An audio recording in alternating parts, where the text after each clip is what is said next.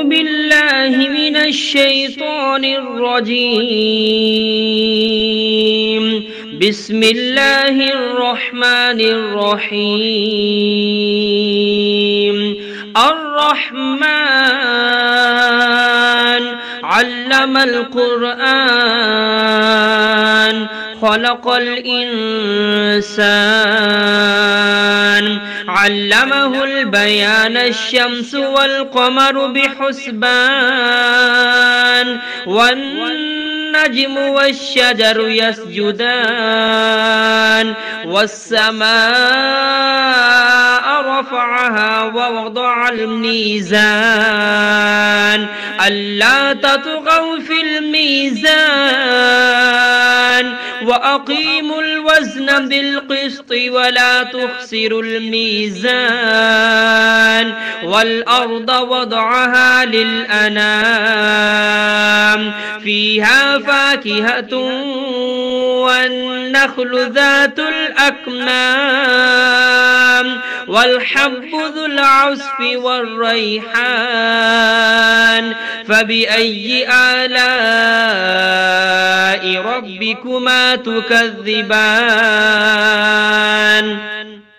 خلق الإنسان من صلصال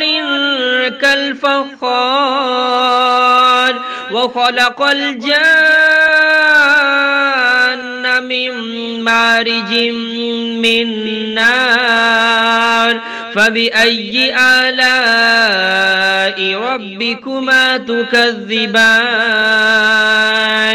رب المشرقين ورب المغربين فبأي آلاء ربكما تكذبان مرج البحرين يلتقيان بينهما برزخ لا يبغيان فبأي آلاء ربكما تكذبان يخرج منهما اللؤلؤ والمرجان فبأي آلاء ربكما تكذبان وله الجوار المنشآت في البحر كالأعلام فبأي آلاء ربكما تكذبان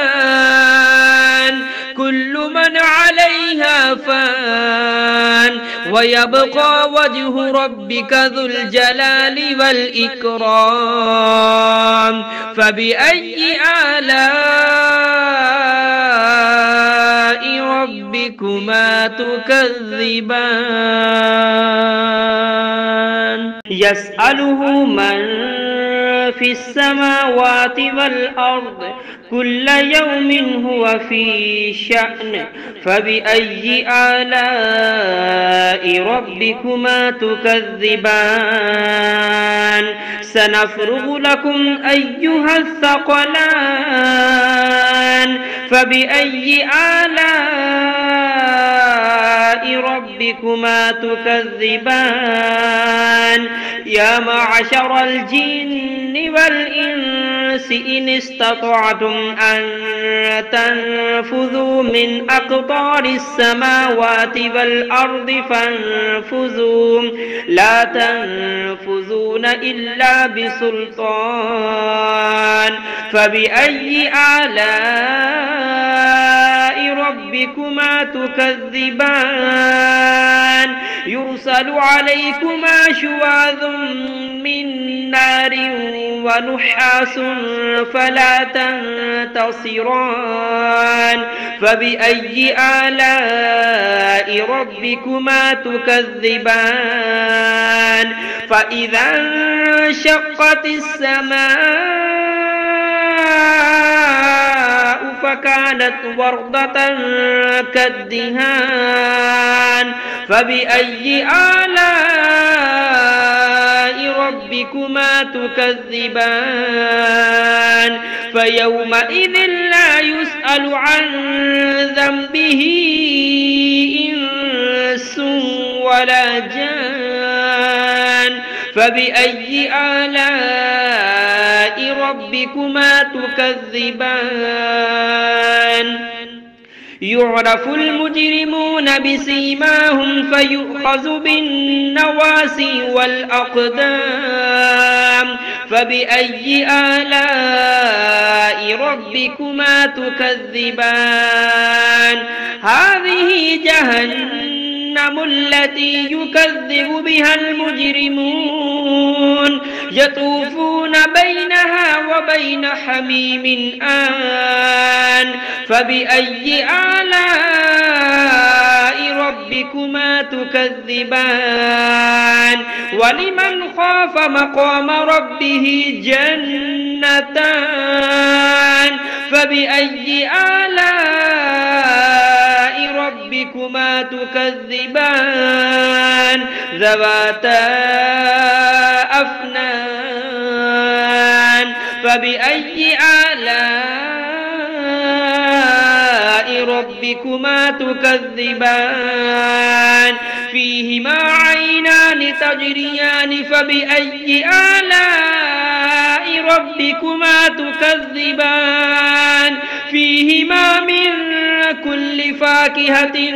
زوجان فبأي آلاء ربكما تكذبان متكئين على فرش